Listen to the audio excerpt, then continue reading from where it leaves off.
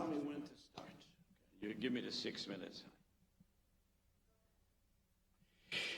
So, ladies and gentlemen, this is my final Yiddish lesson with you, and I thought I would tell you maybe a couple or a few Yiddish stories or jokes that use Yiddish words. So, for example, all of you know that right now, here at Valley Bet Shalom, even though it's a difficult time, we're kind of fundraising. So Rabbi Feinstein took me up to the one of the wealthiest place in Sino, up in the hills where only Rabbi Hoffman can live because he's a very rich man, and he was going to ask a man for a donation. So we went in, and he said, I'm Rabbi Feinstein, this is my friend Herschel Fox, and we would like to ask you to donate to the building campaign. We're currently in a building campaign. And the man said, oh, you're welcome in my home, Rabbi and Cantor, but I'm not of your faith. You see, my name is Edwin Bartholomew III, and my father, Edwin Bartholomew II, Olav Hasholem, Unzelenger, he was also not Jewish. So you see, we can use Jewish words in stories. So Olav Hasholem means Alav Hashalom. It's somebody who's passed up, and you say, may peace be upon him. Now, here's another word that I want to tell you. I learned this from Molly Picon. She used to sing, Mona Lisa, Mona Lisa, you're a Misa. Of course, Misa means she's not good looking. And I remember when I came to Valley Bet Shalom, the first Shabbos that I was here, I remember the air conditioner didn't work, and it was very, very,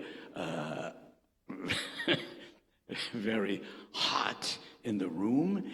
And a gentleman came up. He was the grandfather of one of the B'nai Mitzvah. And I said, do you know how to do the Aliyah? He said, of course. I know the blessing for the Aliyah. And as he came up, he touched the Torah and he said, Baruch atah Adonai Eloheinu melech haolam asher kiddushanu b'mitzvosov v'tzivonu lahadlik ner shel Chanukah. So he made a mistake. I didn't want him to feel bad. Yossi Dresner brought out a Chanukah candelabra and we lit the Chanukah candles. Okay? I don't know if you like the story, but now you know another Jewish word. All right? And one of my favorites is, this happened when my mother, because she lived in Canada and I lived here in a warm climate here in Los Angeles, she used to visit me for a short time every winter. She would come for a short 7-month visit, and one time she wasn't feeling well, so I took her to an eye doctor because she was having an eye twitching of her left eye. So Dick Braun gave me the name of a doctor. He was a Chinese doctor, Dr. Sing Yang Nung, and we went to see him, and he said to me, what's wrong with your mother? So I said, well, my mother, she has this twitch in her left eye. And he said to me, well, is it a constant twitch or an intermittent twitch? And so I said to my mother, se pintel de des oig allemol. Pintel des oig means twitching. And I said, se pintel de des oig allemol, se viamol. So she said, viamol, only once in a while. So then the doctor asked me the final question. You see, I've taught you surreptitiously 4 Jewish words now. And so the doctor said to me, does she have this for a long time, this eye twitching?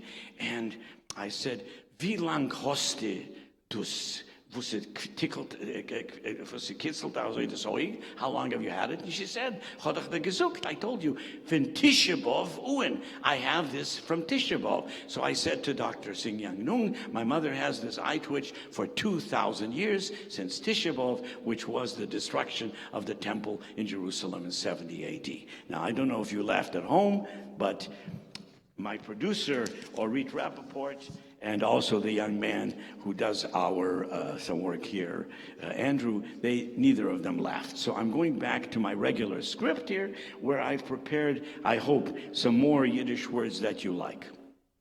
Now, a lot of you know, for example, that a boy is a yingel, and a girl is a maidel. But how do you say a little boy? You might be surprised.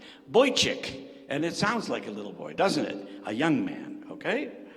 Now, if you go to pray and you're a Yiddish-speaking Jew from Europe, and of course many Israelis, even Sephardic Israelis, whose native language is not Yiddish, they say, where are you going? I'm going to daven.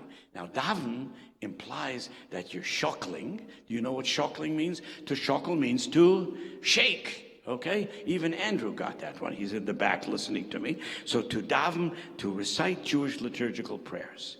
Now, did you ever hear the word the dibik?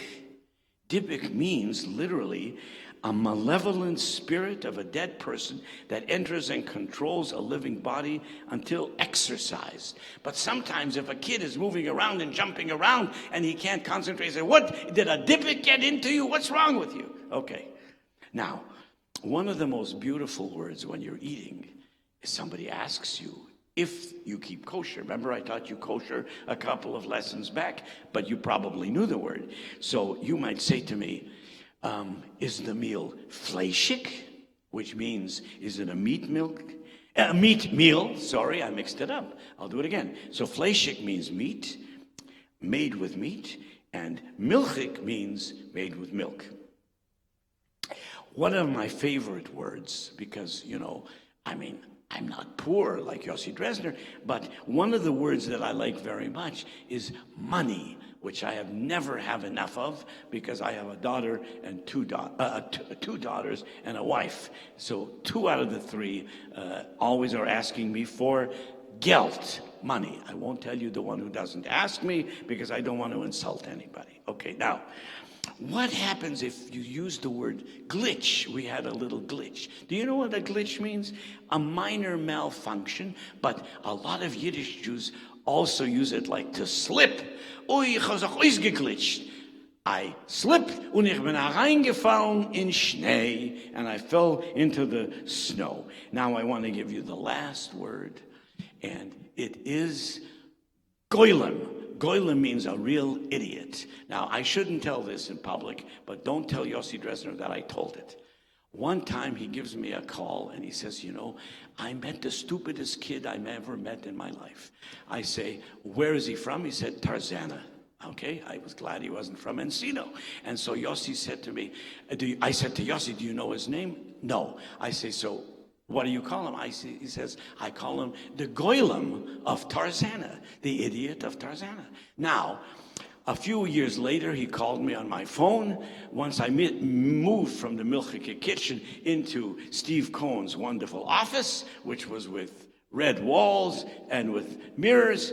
And he calls me, he says, you know what? I just met a kid who is the stupidest kid I've ever met. I said, but you told me 3 years ago that you met the stupidest kid, the Goylem of Tarzana. He says, yeah.